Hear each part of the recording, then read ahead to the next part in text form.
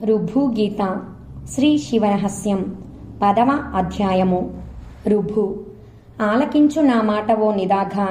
మంత్రజలములను అర్పించే నిత్యతర్పణ విధి అనే జలాంజలిని వివరిస్తున్నాను. వేదాలలోనైనా శాస్త్రాలలోనైనా నరులకిది లభించుట కడు దుర్లభము. ఈ ప్రపంచం ఎప్పుడూ లేదుపో. ఏదైనా ఇది అయినది ఏం లేదు. ఎప్పుడూ కడునిండుగా ఉండే బ్రహ్మమే ఉన్నది. ఇదియే బ్రహ్మమునకు జలాంజలి. రూపంతో ఉన్నది కూడా బ్రహ్మమే. ఉనికి, ఎరుక, సంబరం కూడా నేనే. చిక్కటి సందడినే నేననుకో. ఇదియే బ్రహ్మమునకు జలాంజలి. ఎప్పుడూ సర్వసున్నని, సదా ఆత్మ సంబరపు వాణ్ణి, ఎప్పుడూ ఉండే, అప్పుడప్పుడే ఉండే స్వరూపం కలవాణ్ణి. ఇదియే బ్రహ్మమునకు జలాంజలి. నేనే తెలివి ఆకాశాన్ని, నేను ఆకాశాన్ని. నాలో నేనే తృప్తుడను. ఇదియే బ్రహ్మమునకు జలాంజలి. ఒకటో అంకె పోయినవాణ్ణి, ఆకారం ఊడింది. రెండవదే లేకపోయే, ఎప్పుడూ శుభ్రంగా ఉండే రూపం వాణ్ణి. ఇదియే బ్రహ్మమునకు జలాంజలి. ఆకాశం కంటే నాజుకనుకో నేను. అసలు పూర్తిగా లేకపోయాను. సర్వప్రకాశ రూపం నేను. ఇదియే బ్రహ్మమునకు జలాంజలి. నేను పరబ్రహ్మ స్వరూపుణ్ణి. ఉత్కృష్టమైనది, నీచమైనది అయిన సుఖాన్ని, కేవలము యజ్ఞ స్వరూపుణ్ణి. చూచేవాడిని, దృశ్యము మొదలైన వాటిని తెగతెంపులు చేసుకున్నాను. ఉన్నది ఏ కొంచెమైనా అసలు అది నేను కాదు. నేనిక్కడ పరమ నిశ్శబ్దాన్ని. అచ్చమైన స్వేచ్ఛయే నా స్వరూపము. ఇదియే బ్రహ్మమునకు జలాంజలి. అన్ని రకాల సంబరాల స్వరూపాన్ని నేను. ఎప్పుడూ నేను జ్ఞానానంద స్వరూపుడను. విజ్ఞానం మాత్రమే రూపమైన వాణ్ణి నేను. ఇదియే బ్రహ్మమునకు జలాంజలి. ఇదంతా ఉత్తి బ్రహ్మమే, వేరే ఏమీ లేదు ఎక్కడా. ఒట్టుకిట్టయ్యా, అదే నేను. అనుమానం వద్దు. ఇదియే బ్రహ్మమునకు జలాంజలి. ఈ విధంగా నువ్వు, అది ఈ విధంగా లాంటివి పిసరంత కూడా లేవిక్కడ. నేను కేవలం స్వచ్ఛమైన ఎరుకను. ఇదియే బ్రహ్మమునకు జలాంజలి. అచ్చంగా లేకపోవుటయే రూపమైన వాణ్ణి. నేనే పైకంటా పైవాణ్ణి. నేనే హాయిని, మరేం కాను. ఇదియే బ్రహ్మమునకు జలాంజలి. ఇదంతా బంగారమయం లాంటివి సుంతైనా లేదు. లేదన్నానా? కావాలంటే ఒట్టురా కిట్టిగా. ఇదియే బ్రహ్మమునకు జలాంజలి. కేవలం బ్రహ్మ స్వభావం చేతను, సాక్షీభావము లేకపోవడం చేతను నేనెప్పుడూ సాక్షిని కాను. ఇదియే బ్రహ్మమునకు జలాంజలి. ఏమంతా చెప్పుకోదగ్గ గొప్పలు లేనివాణ్ణి. అయితేనేం, నేనే కదా పేరున్నవాణ్ణి. భ్రమ లేకపోవడం కూడా నేనే. ఇదియే బ్రహ్మమునకు జలాంజలి. నేను ఇంద్రియాలు లేని రూపాన్ని, అన్నీ అడుగంటిన స్వరూపాన్ని, బంధము ముక్తి ఉడిగినవాణ్ణి. ఇదియే బ్రహ్మమునకు జలాంజలి. ఎక్కడా లేని సంబరాల స్వరూపాన్ని, చిక్కటి వేడుకలన్నీ నేనేనే. ఎప్పుడూ ఎరుక మాత్రం వాణ్ణి. ఇదియే బ్రహ్మమునకు జలాంజలి. మాటలకు మాత్రం నేనసలు అందనంటే అందను సుమా. వాక్కు మనసు అసలెక్కడన్నా ఉన్నాయా అంట. ఎరుక సందడిమయంగాన్ని. ఇదియే బ్రహ్మమునకు జలాంజలి. ఎక్కడ చూడు నేను నిండైన రూపాన్ని. ఎక్కడ చూసుకో హాయినే. ఎక్కడ చూసినా సరే అంతుపట్టని రూపాన్ని. ఇదియే బ్రహ్మమునకు జలాంజలి. ఎల్లెడలా సంతృప్తి రూపం వాణ్ణి. నేను సకల సందడుల మయం వాణ్ణిరా కిట్టి. ఇక సర్వసున్న రూపాన్ని నేను. ఇదియే బ్రహ్మమునకు జలాంజలి. ఎప్పటికీ నేను నా రూపం వాణ్ణే అనుకో. గొప్ప వేడుక వాణ్ణి నేను. నేను ఒక్కణ్ణంటే ఒక్కణ్ణే.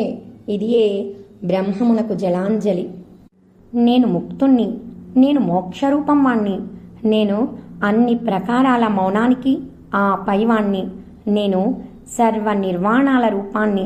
ఇదియే బ్రహ్మమునకు జలాంజలి. నేనెప్పుడూ ఉనికియే నా రూపంగా కలవాణ్ణి. ఎప్పటికీ నాల్గవది అయిన తురీయాన్ని. తురీయం అనేదాన్ని కూడా దాటేసిన స్వరూపాన్ని నేను.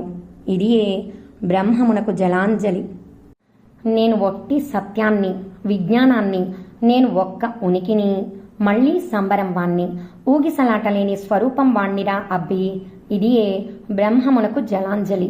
ఎప్పుడు చూడు పుట్టని రూపం వాణ్ణే నేను, యావలేని వాణ్ణి నేను, మరకలు లేవు కావాలంటే చూసుకో, నేను బ్రహ్మ విజ్ఞాన రూపం వాణ్ణి, ఇదియే బ్రహ్మమునకు జలాంజలి. ఇలా ఈ ప్రకరణలో బ్రహ్మము కొరకైన తర్పణాన్ని గూర్చి నాచే వచించబడింది. ఎవరైనా సరే దీనిని ఒక్కమారు ఆలకించినా స్వయం బ్రహ్మమే అవుతారు. ఇక అనుదినం ఆచరించవలసిన హోమ కార్యాన్ని గురించి ప్రవచిస్తాను. వేదాలలోనైనా సరే కాగడా పెట్టి వెతికినా దొరకనిది. ఇది అన్ని శాస్త్రాల యొక్క గుజ్జు, రెండవది లేనిది. జాగ్రత్తగా వింటావా మరి? నేను బ్రహ్మాన్ని, శుద్ధుడిని, ఎప్పటికీ ఉండేవాణ్ణి, ప్రభువును.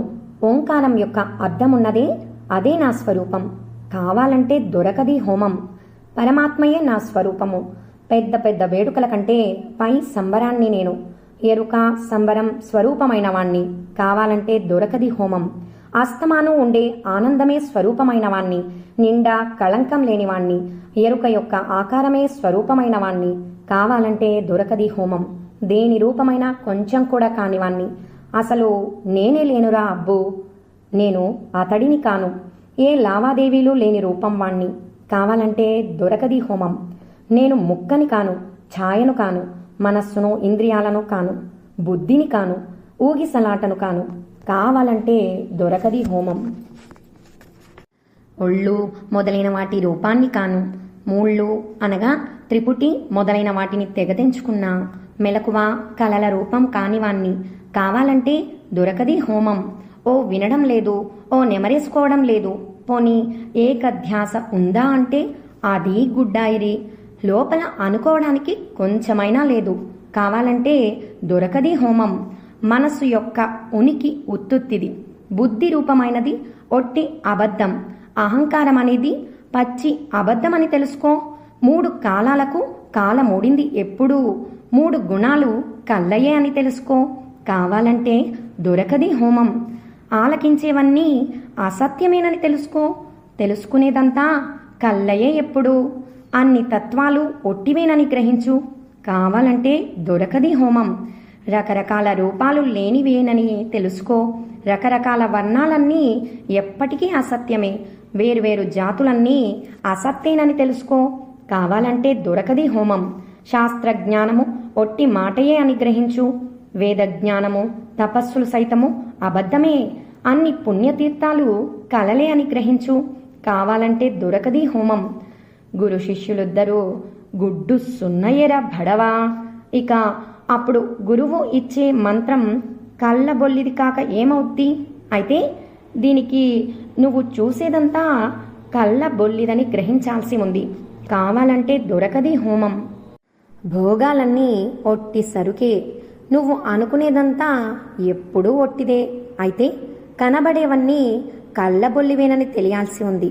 కావాలంటే దొరకది హోమము. ఇంద్రియాలన్నీ అబద్ధమే అని గ్రహించు. ఇలాగే మంత్రాలన్నీ గుల్ల సరుకే. ప్రాణాలన్నీ ఉత్తి గాలియే అని తెలుసుకో. కావాలంటే దొరకది హోమం. జీవము దేహము ఓటికుండలు. పరమైన బ్రహ్మములో వీటి ఆచూకీ లేదు.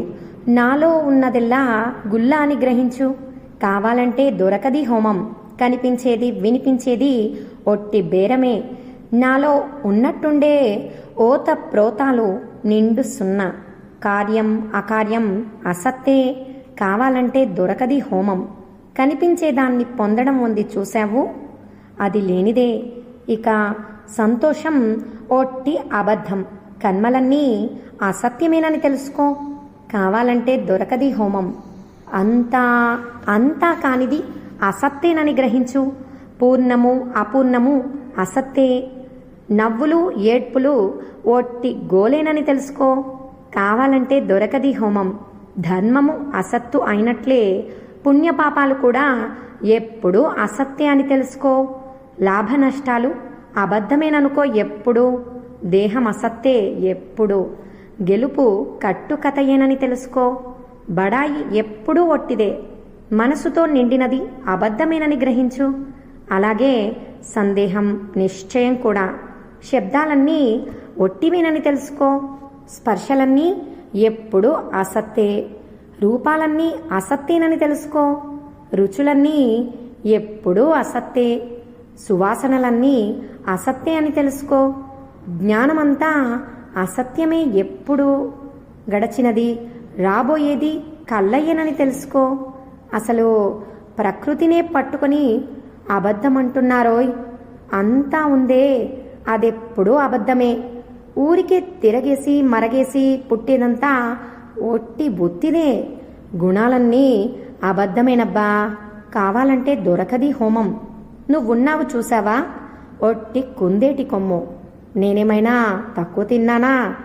నేను కుందేటి కొమ్మునే. ఇదంతా కూడా శుభ్రంగా కుందేటి కొమ్మే. ఇక లోపల ఏమన్నా మిగిలుంటే అది కుందేటి కొమ్మే. ఇలా ఆత్మ హోమం అనబడే ప్రకరణాన్ని చెప్పుకొచ్చాను. అరుదుగా ఎవ్వరైనా సరే దీన్ని విన్నారా? స్వయం బ్రహ్మమే అయిపోగలరు. స్కందుడు ఎవని యందు నిఖిల విశ్వము నెలకొని ఉన్నదో ఆ ఈశ్వరుని గొచ్చిన భయము చేత సూర్యచంద్రులు, విద్యుత్, అగ్ని, మరుద్గణములు, వరుణుడు ఆయనను సేవిస్తూ ఉంటారు.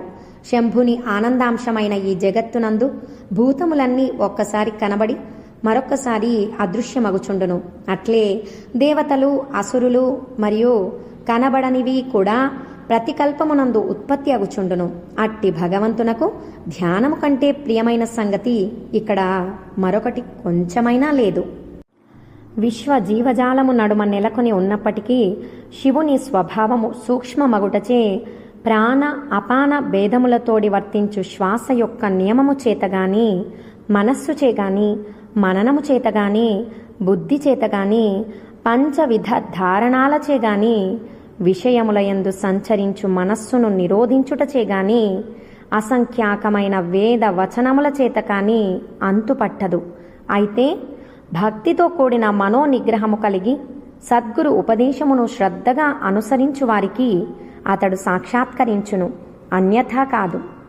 ఇటుల శ్రీ శివరహస్యమున శంకర అను 6వ అంశములో రుభు నిదాఘ సంవాదమునందు బ్రహ్మ తర్పణాత్మ హోమాఖ్య ప్రకరణద్వయ వర్ణనము అను 10వ అధ్యాయము